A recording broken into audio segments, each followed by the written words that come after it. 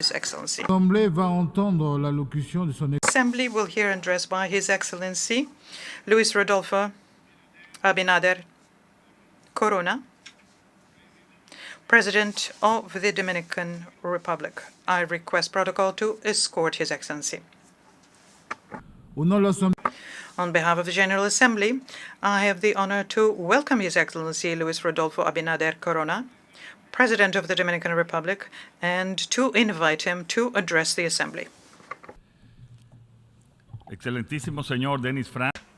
Your Excellency, Mr. Dennis Francis, President of the 78th Regular Session of the General Assembly of the United Nations. Your Excellency, Mr. Antonio Guterres, Secretary General of the United Nations. Heads of State and Government, Honourable Heads of Delegation, ladies and gentlemen. As we enter the second decade of the 21st century, humanity faces inherited challenges and new obstacles that require action. We must see these calamities as opportunities that compel us to work together to overcome them. The Dominican Republic has the firm commitment that we can build a model of inclusive human development that is just and sustainable. However, it is legitimate for us to wonder whether we are really on track to achieve such an outcome. The various crises caused by climate change have had devastating impacts on our planet and societies, such as droughts, rising sea levels, loss of biodiversity, extreme weather events, amongst others.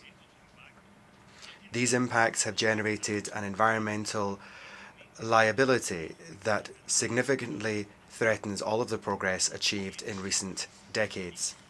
As a developing economy with a negative carbon footprint, we are making our contribution to mitigating climate change by incentivizing the use of renewable energies. But we know that this is only one step on the long road to sustainability, because we still have significant dependence on fossil fuels. Oil is still important to us. I take this opportunity to draw attention to the practice of supply control by exporting countries in order to keep crude oil prices high to the detriment of importing countries.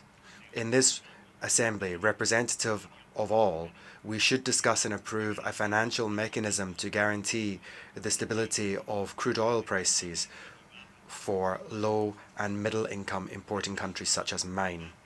Important steps have been taken to address the climate emergency, such as the recent adoption of the Convention for the Conservation and Sustainable Use of Marine Biological Diversity in Areas Beyond National Jurisdiction, known as BBNJ, a convention which I will be signing this afternoon. But many more and far more significant steps remain outstanding, such as adopting a multidimensional vulnerability index, MVI, applicable to all developing countries, or the implementation of the Loss and Damage Fund to provide financial assistance to the nations most vulnerable to the effects of climate change. I would also like to highlight the International Summit to be held in Antigua and Barbuda in May 2024 on small island developing states, in which our country will be present as a member of the Preparatory Committee. It is also urgent to create a concessional financing mechanism for middle-income countries so they can meet the challenges of achieving the Sustainable Development Goals, SDGs 2015-2030. The lack of access to adequate resources was one of the reasons why many countries failed to meet the Millennium Development Goals. As the Secretary General has stated, the international financial system is broken. The Dominican Republic strongly believes in an in-depth reform of the international financial architecture that could benefit all countries in an equitable way. Another of the harmful effects of climate change affects in particular our Caribbean region. Here I am referring to the massive proliferation of sargassum. This seaweed devours Caribbean coasts, including the coasts of the United States and Mexico, and has serious economic, social and environmental impacts, especially for tourism, which represents up to 75% of some Caribbean nations' economies. The Dominican Republic has created a multi-sectoral roundtable to deal with this problem, and we hope that developed countries will contribute to the solution. Mr. President, one of the pillars of our commitment to achieve a fairer social contract and a more effective state has been, and will always be, the fight against corruption. Dominican citizens have taken this on as a response to one of their main demands. The various international indicators on the perception of corruption confirm the progress that my government has made in this regard.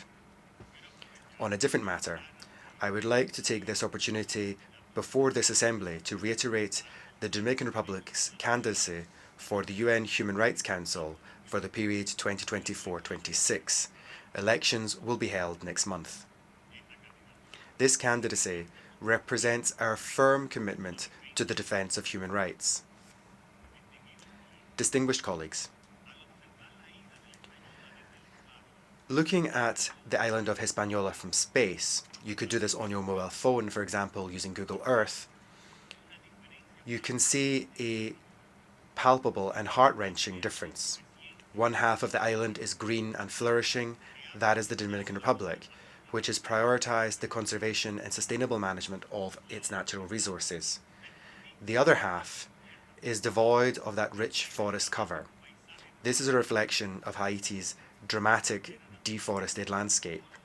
This natural frontier is not only a geography lesson, it is a potent reminder of what awaits the world if we continue to ignore nature's alarms. Ladies and gentlemen, Haiti today suffers not only from an environmental tragedy, but also from political and social instability that may become a threat to the entire region.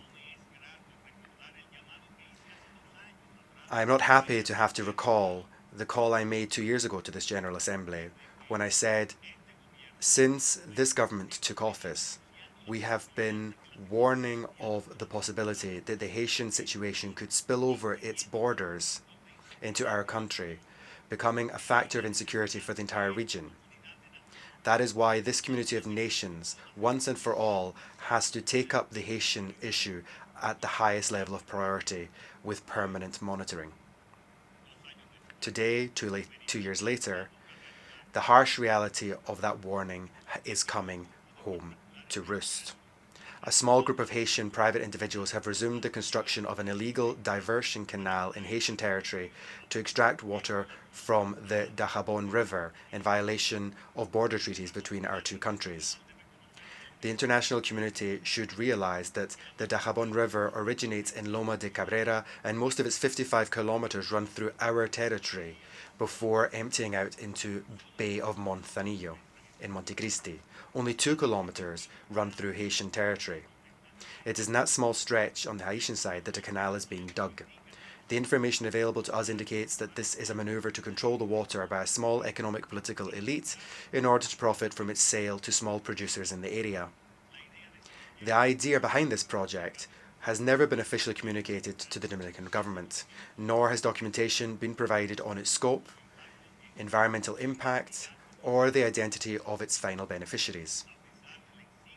Despite the highly limited information available, our analysis shows that the project puts at risk access to water for hundreds of Dominican and Haitian farming families downstream of the canal's construction site. Moreover, the project puts at risk of flooding an industrial park which is 300 meters downstream from the canal, as well as 19,000 Haitian workers in Mendez, as well as inhabitants in the border towns of Dajabon and Juana Mendez. Additionally, it would have harmful ecological impacts affecting Saladillo Lagoon, one of the main wetlands in the Dominican Republic. Since April 2021, our government has repeatedly sought for the Haitian authorities to stop the unilateral and illegal construction of this project. The Haitian government itself has indicated that it is not a government-run project, but it has not been able to stop it because of institutional weakness and the public order and security crisis ongoing in that country. The situation has already led to a fragile animosity on both sides of the border.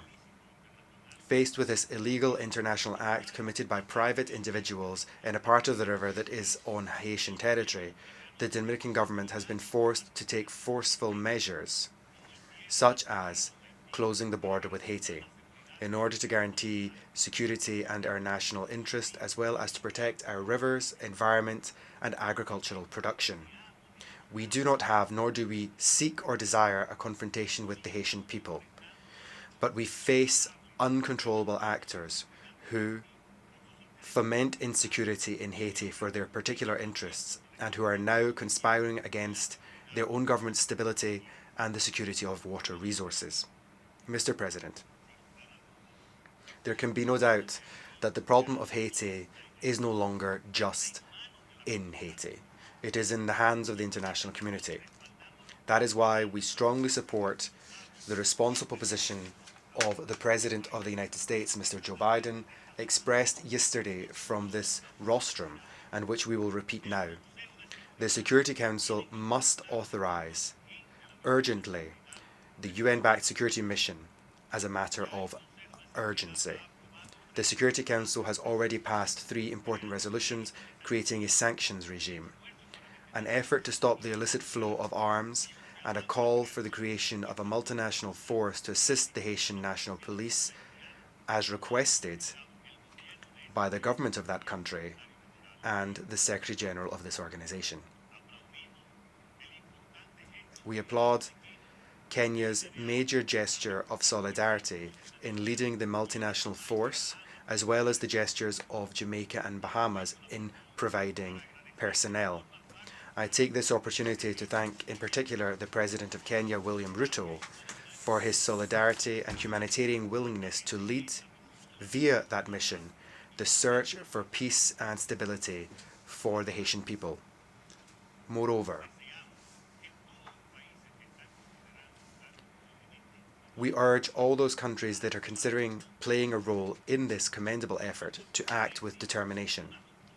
What is happening in Haiti is a breakdown of law and order caused by criminal elements without any political or ideological claims, and therefore welcoming the Haitian authorities' request for assistance by sending a multinational force would be in keeping with the spirit and the letter of the United Nations Charter and the mandate of this organization, in accordance with international law, as a way of guaranteeing the peace.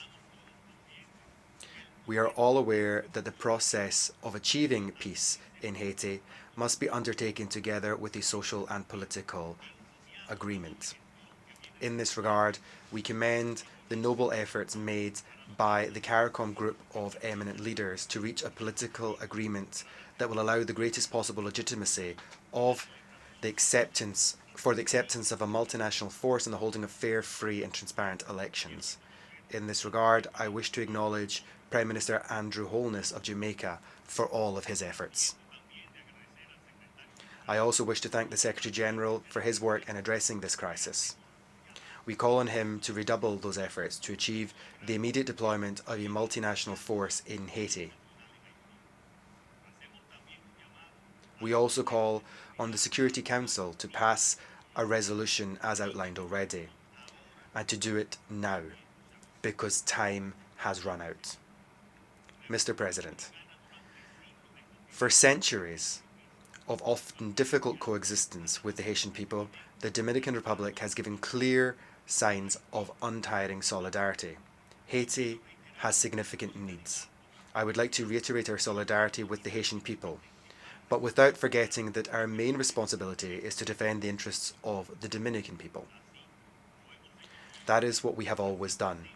That is what we are doing now, and you can rest assured that that is what we will continue to do, because there is no and never can be a Dominican solution to the Haitian problem. Ladies and gentlemen, let us not wait for the next warming to be the story of a tragedy foretold. At this session of the General Assembly, we should mark a renaissance in our collective determination to forge a more secure, inclusive and sustainable future for Haiti and for all. I would make one final call. The current global scenario challenges us to act not only as individual nations, but as a united world with a shared vision and common purpose. History will judge us not just for the words which we pronounce in these hallowed halls, but more crucially, for our actions on the ground. Let's not fail the future. Thank you very much.